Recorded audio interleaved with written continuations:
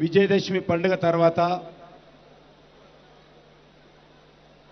ప్రతి సంవత్సరం కూడా గత 18 సంవత్సరాలుగా పెద్దలు గౌరవనీయులు బండారు దత్తాత్రేయ గారి నేతృత్వంలో ఈ యొక్క హలై బెలై కార్యక్రమం ఎంతో విజయవంతంగా ఒక మంచి స్నేహపూరితమైనటువంటి వాతావరణంలో ఒక పండుగ వాతావరణంలో ఒక కుటుంబ సభ్యుల యొక్క కలయికలాగా ఈరోజు తెలంగాణలో ఉన్నటువంటి హైదరాబాద్ నగరంలో ఉన్నటువంటి అన్ని రాజకీయ పార్టీలు ప్రభుత్వంలో ఉన్నటువంటి పెద్దలు అదేవిధంగా అన్ని సామాజిక వర్గాలకు సంబంధించినటువంటి ప్రముఖులు కవులు కళాకారులు విద్యావంతులు మేధావులు అందరూ కలిసి ఈ కార్యక్రమంలో ఎంతో సంతోషంగా పాల్గొనేటువంటి గొప్ప సాంప్రదాయము దత్తాత్రేయ గారు ప్రారంభించడం జరిగింది.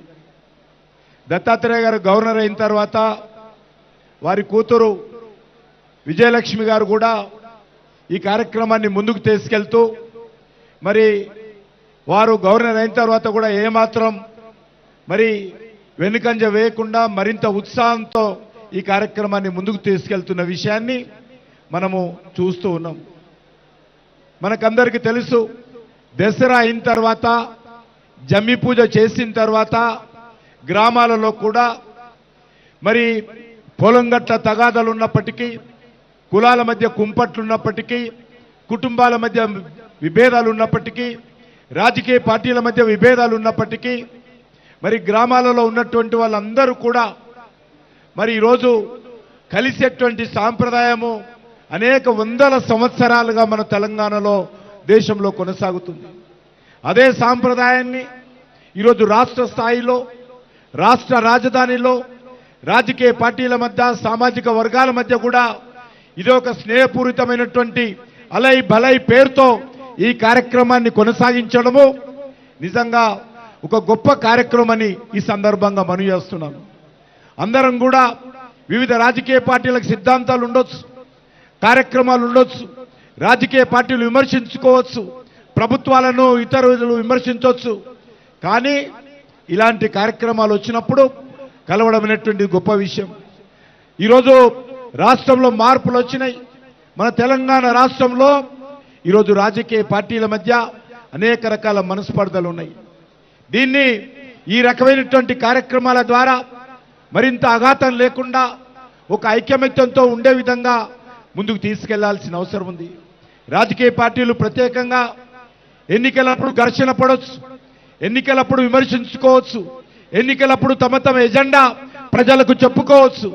కానీ ఎన్నికలు అయిన తర్వాత పేద ప్రజల సంక్షేమం, బడుగు బలైన వర్గాల సంక్షేమం, ఈ రాష్ట్ర అభివృద్ధి, తమ తమ నియోజకవర్గాల అభివృద్ధి మీద దృష్టి పెట్టాల్సినటువంటి అవసరం ఉంది. కానీ దురదృష్టవశాత్తు తెలంగాణలో అది లోపించింది. గత కొన్ని సంవత్సరాలుగా తెలంగాణలో ఉన్నటువంటి రాజకీయ పార్టీల మధ్య ఈరోజు అనేక రకాలుగా మాటలతో మాట్లాడలేనటువంటి విధంగా ఒకరినొకరు విమర్శించుకుంటున్నటువంటి పరిస్థితి ఉన్నది. ఈ రకమైనటువంటి కార్యక్రమాల ద్వారా వాళ్ళలో మార్పు రావాలని నేను భగవంతుని కోరుతా ఉన్నాను. ఈ దసరా సందర్భంగా నేను అమ్మవారిని పూజించేది ఒకటే, మాట్లాడుకోవచ్చు, సమస్యల మీద విమర్శించుకోవచ్చు, ప్రజా సమస్యల మీద చర్చించుకోవచ్చు, కానీ ఉద్యమాలు కూడా చేయవచ్చు. కానీ భాష ఏదైతే మాట్లాడుతూ ఉన్నామో ఆ భాష అంగీకార యోగ్యం కాదు. ఆ రకమైనటువంటి విమర్శలు ఎక్కడ కూడా మంచి పద్ధతి కాదు. ఇది మార్పు రావాల్సినటువంటి అవసరం ఉంది. మరింత మన తెలంగాణలో, మన తెలుగు రాష్ట్రాలలో అది రోజు రోజుకు క్షీణిస్తుంది. దీని అందరూ కూడా దృష్టి పెట్టుకోవాలి. వేదిక మీద ఉన్న నాయకులు కానీ ఈ సమాజం కానీ ఆలోచన చేయాల్సినటువంటి అవసరం ఉంది.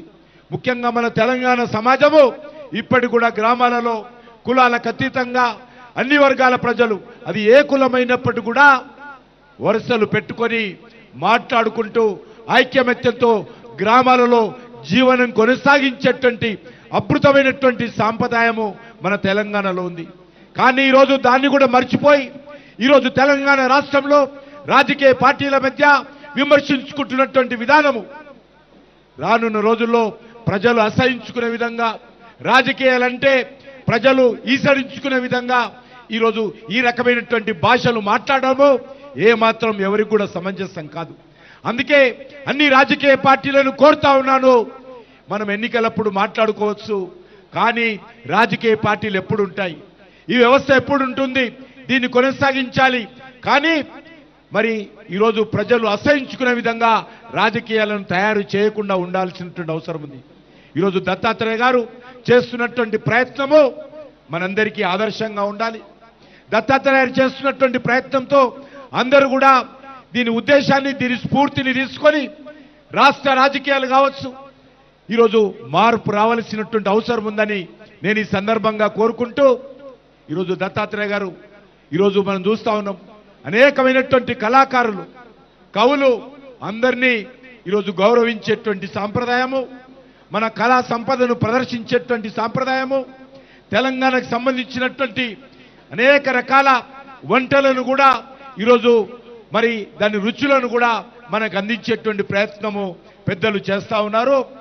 ఈ సందర్భంగా వేదిక మీద ఉన్నటువంటి రాష్ట్ర గవర్నర్ గారు, అదేవిధంగా ఇతర రాష్ట్రాల గవర్నర్స్, అదేవిధంగా మంత్రులు, శాసనసభ్యులు, పార్లమెంట్ సభ్యులు, అదేవిధంగా కవులు, కళాకారులు, మేధావులు అందరికీ, వారితో పాటు ఈ కార్యక్రమంలో పాల్గొంటున్నటువంటి మీకు, అదేవిధంగా తెలుగు ప్రజలకు, ప్రత్యేకంగా తెలంగాణ ప్రజలకు నేను నా తరఫున, ఈ దేశ ప్రధానమంత్రి అయినటువంటి నరేంద్ర మోడీ గారి తరఫున దసరా పండుగ శుభాకాంక్షలు తెలియజేస్తూ సెలవు తీసుకుంటున్నాను.